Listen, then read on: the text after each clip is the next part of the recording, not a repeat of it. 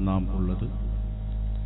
അല്ലാഹു സുബ്ഹാനഹു വ തആല നമ്മുടെ ഈ സംഗമം ഒരു സ്വാലിഹായ അമലായി സ്വീകരിച്ച് നമുക്ക് ഖൈറും ബർക്കത്തും ഇരുലോകത്തും പ്രദാനം ചെയ്യുമാറാകട്ടെ എന്ന് ആത്മാർത്ഥമായി പ്രാർത്ഥിക്കുകയാണ്.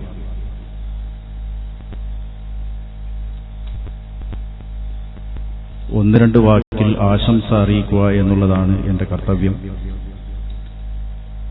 ഇതിനുശേഷം നമ്മുടെ മത, സാമൂഹ്യ, സാംസ്കാരിക, നവോത്ഥാന രംഗങ്ങളിൽ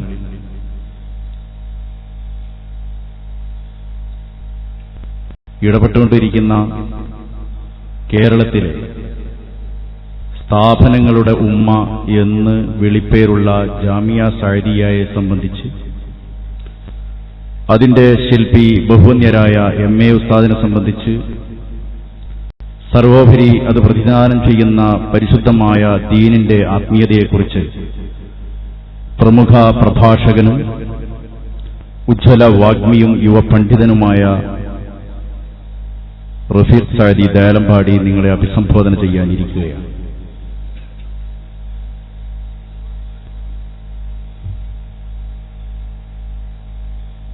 പരിശുദ്ധമായ ഇസ്ലാം അത് സ്വീകരിച്ച ആളുകളെ മുസ്ലിം എന്ന് നാം വിശേഷിപ്പിക്കുമ്പോൾ, മുസ്ലിം എന്നാൽ അനുസരണയുള്ളവൻ എന്നാണ് അതിന്റെ അർത്ഥം എന്ന് നമുക്ക് ആണിനും പെണ്ണിനും ചെറുതിനും വലുതിനും പ്രായമുള്ളവർക്കും അല്ലാത്തവർക്കും എല്ലാവർക്കും അറിയാവുന്ന വിഷയമാണ്. ഈ അനുസരണ ആരെ അനുസരിക്കുന്നു, എന്ത് അനുസരിക്കുന്നു എന്നതിനെ നാം ഒരു വേള ചിന്തിക്കുകയാണെങ്കിൽ നമുക്ക് നമ്മുടെ ജീവിത ലക്ഷ്യം പൂർത്തിയാക്കുവാനും നമ്മുടെ കർമ്മരംഗത്ത് നമുക്കുണ്ടാകുന്ന പ്രയാസങ്ങളും ബുദ്ധിമുട്ടുകളും അത് പൂമാല പോലെ സ്വീകരിച്ചുകൊണ്ട് സ്വർഗീയമായ സുഖം ആസ്വദിക്കുവാനും സാധിക്കും എന്നുള്ളതാണ് യാഥാർത്ഥ്യം. നാം മനസ്സിലാക്കേണ്ടത്, യഥാർത്ഥത്തിൽ ഈ ഭൂമി ലോകത്ത് ജീവിക്കുന്ന നാം സുഖസൗകര്യങ്ങളെയും സന്തോഷങ്ങളെയുമാണ് ആഗ്രഹിക്കുന്നത് എങ്കിൽ നിങ്ങൾ ചിന്തിച്ചു നോക്കുക, ബഹുഭൂരിപക്ഷം മുസ്ലിമീങ്ങളല്ലാത്ത ആളുകൾ ജീവിക്കുന്ന ഈ രാജ്യത്ത് വർഗീയതയുടെയും ഭീകരതയുടെയും വിധ്വംസക പ്രവർത്തനങ്ങളുടെയും അരങ്ങ് തകർക്കുന്ന ഭാരതത്തിൽ, സംശയത്തിന്റെ പേരിൽ അറസ്റ്റ് ചെയ്യപ്പെട്ട് ജയിലുകളിൽ അടക്കപ്പെടുന്ന ഈ കേരളത്തിൽ, അതേപോലെ തന്നെ ഭീകരമാം വിധം വേട്ടയാടപ്പെടുന്ന മുസ്ലിം സമുദായം കേണപേക്ഷിച്ചിട്ടും ഇന്നും ഭീകരതയുടെ മുഖം മായ്ച്ചു കളയുവാൻ അധികാരികളും അതുപോലെ തന്നെ ഇവിടെയുള്ള പൊളിറ്റിക്കൽ പാർട്ടികളും തയ്യാറാകാത്ത കേരളത്തിൽ, പ്രത്യേകിച്ച് നമ്മുടെ ഭാരതത്തിൽ യഥാർത്ഥത്തിൽ സുഖസന്തോഷത്തോടുകൂടി ജീവിക്കുവാനാണ് നാം തീരുമാനിച്ചിരിക്കുന്നതെങ്കിൽ നമുക്ക് തെറ്റുപറ്റി. നാം തിരഞ്ഞെടുക്കേണ്ട വഴി വേറെയാണ്. യഥാർത്ഥത്തിൽ മുസ്ലിമായി ജീവിക്കുന്ന ആളുകളെ സംബന്ധിച്ച്, അല്ലാതെ കൂക്കുന്നുണ്ടല്ലോ, കുറച്ചോളി, നമുക്ക് ചെറിയ സൗണ്ടേ കൂടെ. യഥാർത്ഥത്തിൽ നമ്മെ സംബന്ധിച്ചിടത്തോളം മുസ്ലിം ആവുക എന്ന് പറഞ്ഞാൽ ചില നിയന്ത്രണങ്ങൾ ഏറ്റെടുക്കുക സ്വയം എന്നാണ് അതിനർത്ഥം. അതുകൊണ്ട് തന്നെ ഇവിടെയുള്ള പ്രയാസങ്ങളും പ്രശ്നങ്ങളും മുമ്പിൽ കണ്ടുകൊണ്ട് അതൊക്കെ സ്വീകരിക്കുവാൻ തയ്യാറായിട്ടാണ് മുസ്ലിമീങ്ങൾ ജീവിക്കുന്നത് എന്നതാണ് യാഥാർത്ഥ്യം. ആയതിനാൽ ഇവിടെ നാം സുഖമായി കാണുന്ന, എല്ലാവരും ആസ്വദിക്കുന്ന പലതും നാം നേരത്തെ തന്നെ ഉപേക്ഷിച്ചിട്ടുണ്ട്. മദ്യം അത് വലിയ സുഖം നൽകുന്നതാണെന്ന് മനസ്സിലാക്കി പല ആളുകളും കുടിപ്പിക്കുകയും ചെയ്യുന്നു. പക്ഷേ മുസ്ലിമീങ്ങളായ നാം ഇന്ന് മദ്യം കഴിക്കുന്നില്ല. അതേപോലെ തന്നെ മറ്റ് പല വിഷയങ്ങളും, ലഹരി പദാർത്ഥങ്ങൾ ഉപയോഗിക്കാത്തതും പലിശ വാങ്ങാത്തതും പീഡനങ്ങളിൽ ഇടപെടാത്തതും നാം മുസ്ലിമാണ് എന്നുള്ള യാഥാർത്ഥ്യം മനസ്സിലാക്കിക്കൊണ്ടാണ്. ഇങ്ങനെ ഇസ്ലാം അനുസരിച്ച് ജീവിക്കുന്ന നമുക്ക് ഒരുപാട് സുഖ സൗകര്യങ്ങൾ ഉപേക്ഷിച്ചുകൊണ്ടാണ് ഇസ്ലാം എന്ന ഐഡന്റിറ്റി നാം നിലനിർത്തുന്നത്. ആയതിനാൽ മുസ്ലിം ആയിട്ട് എല്ലാ സുഖങ്ങളും എല്ലാ ഐശ്വര്യങ്ങളും ആസ്വദിക്കാമെന്ന് ആരെങ്കിലും ധരിക്കുന്നുണ്ടെങ്കിൽ നിങ്ങൾക്ക് തെരഞ്ഞെടുക്കാവുന്ന വഴി വേറെയാണ്. അതുകൊണ്ട് തന്നെ മഹാന്മാരായ ആളുകൾ നമ്മെ പഠിപ്പിച്ചു. പ്രവാചക വചനത്തിൽ നിന്നും അദ്ദുന്യാ സിജ്നുൽ മുഅ്മിനീൻ, മുഅ്മിനീങ്ങളുടെ ജയിലറയാണ് ഈ ദുനിയാവ് എന്നുള്ളത് 1400 വർഷക്കാലമായി നമ്മെ പണ്ഡിതന്മാർ പഠിപ്പിച്ചുകൊണ്ടിരിക്കുന്ന ഈ മഹൽ സത്യത്തിൽ നിന്ന് നാം ഒരു കാര്യം മനസ്സിലാക്കുന്നു. നാം പലതും ഉപേക്ഷിച്ചുകൊണ്ട് സുഖഭോഗങ്ങളിൽ നിന്നും മാറി നിന്നുകൊണ്ട് നിസ്തുലവും അതുല്യവുമായ ഒരു വഴി തെരഞ്ഞെടുത്തുകൊണ്ടാണ് നാം മുന്നോട്ട് പോകുന്നത്. ഈ വേളയിൽ പല സുഖ സൗകര്യങ്ങളും നാം ഒഴിവാക്കേണ്ടി വരുമ്പോൾ, പല പ്രയാസങ്ങളും ഏറ്റെടുക്കേണ്ടി വരുമ്പോൾ നമ്മുടെ ജീവിതത്തിന് വലിയ വലിയ അർത്ഥങ്ങളുണ്ടാവുന്നു. ഇവിടെയാണ് ഇതര ആളുകളിൽ നിന്ന്, ഇതര വിശ്വാസികളിൽ നിന്ന്, ഇതര പാർട്ടികളിൽ നിന്ന് ഇസ്ലാം അല്ലെങ്കിൽ മുസ്ലിമീങ്ങളെ വേർതിരിക്കുന്ന, വ്യതിരക്തമാക്കുന്ന സംഭവം. അല്ലെങ്കിൽ എല്ലാവരും ഒരുപോലെ ആവും, അല്ലെ? അല്ലെങ്കിൽ എല്ലാവരും ഒരുപോലെയല്ലേ ആവുക? അപ്പൊ എന്തൊക്കെയോ വ്യത്യാസങ്ങൾ നമുക്കുണ്ട്. ഈ വ്യത്യാസത്തിൽപ്പെട്ടതാണ് നിസ്കാരവും നോമ്പും ഹജ്ജും സക്കാത്തുമൊക്കെ. നമ്മുടെ സമ്പത്തിനെയും നമ്മുടെ സമയത്തെയും എല്ലാ നിലക്കും നിയന്ത്രിച്ചുകൊണ്ട് റബ്ബിന്റെ കൽപ്പന അനുസരിക്കുമ്പോഴാണ് നാം യഥാർത്ഥ ഇസ്ലാമാകുന്നത്. അതുകൊണ്ട് തന്നെ പല വേളകളിലും നാം പല ഉപകരണങ്ങളും സ്വീകരിക്കുമ്പോഴും അതിലൊക്കെയും നമുക്ക് കൃത്യമായ അജണ്ടയുണ്ട്. ഞാൻ പറഞ്ഞു വരുന്നത് സിറാജ് പത്രത്തിന്റെ ഒരാള് എന്ന നിലയ്ക്ക് ഞാനിവിടെ എത്തിയതുകൊണ്ടാണ്. സിറാജ് ദിനപത്രം നാം കണ്ടവരുണ്ട്, കേട്ടവരുണ്ട്, വായിച്ചവരുണ്ട്. സിറാജ് പത്രവും നാം വാങ്ങണമെന്ന് പറയുമ്പോൾ അല്ലെങ്കിൽ വായിക്കണമെന്ന് പറയുമ്പോൾ സ്വാഭാവികമായും സുന്നികളാകുന്ന മുസ്ലിമീങ്ങളാകുന്ന നമ്മൾ തന്നെ പറയാറുണ്ട്. ഇതര പത്രങ്ങളിലേക്ക് നോക്കുമ്പോൾ അതിന് പേജ് കുറവാണ്, അതിന് സൗന്ദര്യം കുറവാണ്, അതിൽ കളർ ഫോട്ടോകൾ കുറവാണ്, അതിൽ വാർത്തയുടെ കൂമ്പാരം കുറവാണ്.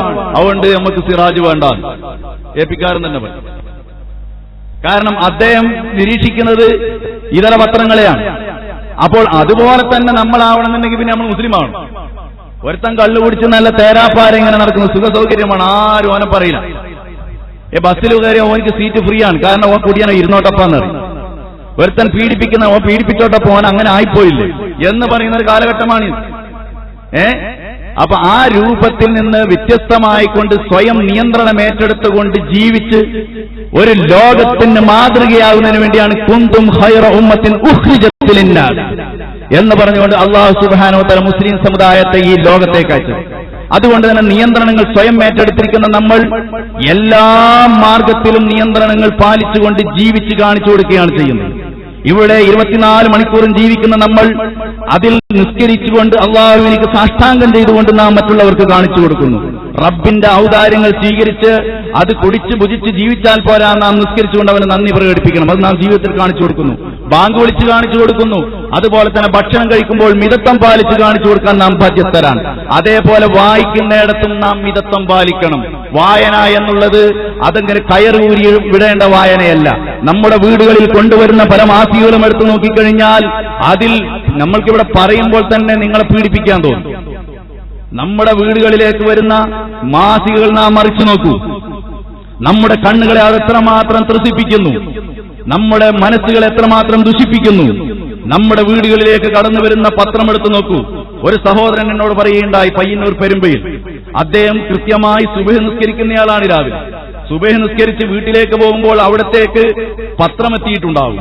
ഈ പത്രമെത്തി ഇദ്ദേഹം സുബഹ് നിസ്കരിച്ച് തസ്ബീഹ് ചൊല്ലി അവിടെ എത്തിയ ശേഷം ആദ്യം തന്നെ കിട്ടുന്നത് ഇദ്ദേഹത്തിന് ഖുർആൻ വായിക്കാൻ അങ്ങനെ അറിയത്തില്ല. അപ്പൊ ഒരു പഴയ മനുഷ്യനാണ്. എങ്കിൽ പോലും അദ്ദേഹം പറഞ്ഞു, ഞാൻ അങ്ങനെ വരുന്ന വഴിക്ക് യാസീനൊക്കെ ഓതും. അങ്ങനെ അയാൾ അഡ്ജസ്റ്റ്മെന്റ് ചെയ്യും. എത്തിയിട്ട് ഈ വീട്ടിൽ വരുമ്പോൾ ഗിൾസിന് ഇങ്ങനെ ചുരുട്ടി വെച്ചിട്ടുള്ള നല്ല മേനിക്കളലാസിൽ ഡാഷ് പത്രം, അതിന്റെ പേര് ഞാൻ പറയുന്നില്ല, കാരണം അത് പ്രചരിപ്പിക്കൽ എന്റെ ലക്ഷ്യമല്ല. അങ്ങനെ ഇദ്ദേഹം ഇത് ആർത്തിയോടുകൂടി എടുത്തു നോക്കുമ്പോ അവിടെ കാണുന്നത് ഇദ്ദേഹം നിസ്കരിച്ച് മുഴുവനും ബാത്തിലാക്കുന്ന പരസ്യങ്ങളാണ്, ദുഷിപ്പുകളാണ്. മറ്റൊരു രാഷ്ട്രീയക്കാരനെ പറ്റി ഇവൻ പറഞ്ഞത്, ഈ മതക്കാരനെ പറ്റി അവൻ പറഞ്ഞത്, ഇങ്ങനെ പരസ്പരം കുത്തിത്തിരിപ്പുണ്ടാക്കുന്ന വാർത്തകൾ കുത്തി നിറച്ചുകൊണ്ട് ഇറങ്ങുന്ന എത്രയോ ദിനപത്രങ്ങൾ, എത്രയോ ടെലിവിഷൻ കാഴ്ചകൾ നമുക്കുണ്ട്. നമുക്കറിയാമോ, നിഷ്പക്ഷത പുലർത്തുന്നു എന്ന് പറയുന്ന പല പത്രങ്ങളും ഇന്ന് നിഷ്പക്ഷത പുലർത്തുന്നില്ല എന്ന് മലബാർ ഗോൾഡ് പിടിയിലായപ്പോൾ ഇവിടെ പരസ്യത്തിന്റെ പേരിൽ പലരും ആ വാർത്ത മുക്കി. ആ ചരിത്രം നമുക്കറിയാം. എന്തിനധികം പറയുന്നു, മണ്ണാർക്കാട്ട് കൊല്ലപ്പെട്ടപ്പോൾ പല പത്രങ്ങളും അത് അമുക്കി. നാം മനസ്സിലാക്കേണ്ടത്, നാം പൈസ കൊടുത്തു വാങ്ങുന്ന തൊക്കിൽ വെച്ച് ബഹുമാനിച്ചു നടക്കുന്ന ബഹുമാനപ്പെട്ട പത്രങ്ങൾ സഹോദരന്മാരെ നമുക്ക് വാർത്തകൾ നൽകുന്നില്ല എന്നുള്ളതാണ് യാഥാർത്ഥ്യം. ചില ലക്ഷ്യങ്ങളിലേക്ക്, ചില കോണുകളിലേക്ക് കൊണ്ടുപോകുവാനുള്ള, നമ്മളെ പാർശ്വവൽക്കരിക്കുവാനുള്ള, രാഷ്ട്രീയവൽക്കരിക്കുവാനുള്ള, മതവൽക്കരിക്കുവാനുള്ള ചില ദീക്ഷകളാണ് അവരെല്ലാവരും നൽകിക്കൊണ്ടിരിക്കുന്നത്. അതുകൊണ്ട് തന്നെ ബഹുമാനപ്പെട്ട പണ്ഡിതന്മാർ 1984 മറിച്ച് ചിന്തിച്ചുകൊണ്ട്, ഒഴുക്കിനെതിരെ ജീവിക്കാൻ പഠിപ്പിച്ചുകൊണ്ട്, ഇസ്ലാം ലോകത്തിന് സമ്മാനിക്കുവാൻ, ഇസ്ലാം ലോകത്തിന് കാണിക്കുവാൻ വേണ്ടി, പ്രയോഗവൽക്കരിച്ച് കാണിക്കുവാൻ വേണ്ടി സൃഷ്ടിക്കപ്പെടുന്ന സമസ്ത കേരള ജമിയത്തുൽ ഉലമ, അതിന്റെ കീഴ്ഘടകമായ സുന്നി യുവന സംഘം, സുന്നി സ്റ്റുഡൻസ് ഫെഡറേഷൻ നമ്മുടെയൊക്കെ ഒഴുക്കിനെതിരെ നീന്താനാണ് പറയുന്നത്. മറ്റവൻ ഫാഷൻ അംഗീകരിക്കുമ്പോൾ അതിന്റെ പിറകിൽ പോകാൻ നമ്മോട് പറയുന്നില്ല.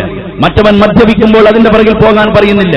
മറ്റവൻ അലക്ഷ്യമായി വായിക്കുമ്പോൾ ആ വായനയുടെ പിറകിൽ പോകാനും പറയുന്നില്ല. ലക്ഷ്യമുള്ള വായന, അതാണ് നമ്മെ പഠിപ്പിക്കുന്നത്. അതുകൊണ്ട് തന്നെ ഇതര പത്രങ്ങളെ അപേക്ഷിച്ചുകൊണ്ട് അവരുടെ മാർഗഭ്രംശം സംഭവിച്ചിരിക്കുന്ന പത്രപ്രവർത്തന രീതി നമുക്കറിയാം. ഒരു പത്രത്തിന്റെ പേര് ഞാൻ പറയാത്തത്, എല്ലാ പത്രവും ആ വിഷയത്തിൽ ഒരേപോലെ മത്സരിച്ചുകൊണ്ടിരിക്കുകയാണ്. അതുകൊണ്ട് ഈ കുളിമുറിയിൽ എല്ലാവരും നഗ്നരാണെന്ന് പറഞ്ഞ പോലെ ഒരാളെ പേര് മാത്രം എടുത്ത് പറയണം. അപ്പോൾ ഇവിടെയാണ് നാം മനസ്സിലാക്കേണ്ടത്, നമ്മുടെ പത്രം നാം എന്തിനിറക്കുന്നു, അതിന് ഭംഗി എന്തുകൊണ്ട് കുറക്കുന്നു, അതിനെന്തുകൊണ്ട് വാർത്തകൾ കുറക്കുന്നു, അത് നമ്മുടെ ദിഷണയെ നന്നാക്കുന്നതിന് വേണ്ടിയാണ്, ചിന്തിപ്പിക്കുന്നതിന് വേണ്ടിയാണ്.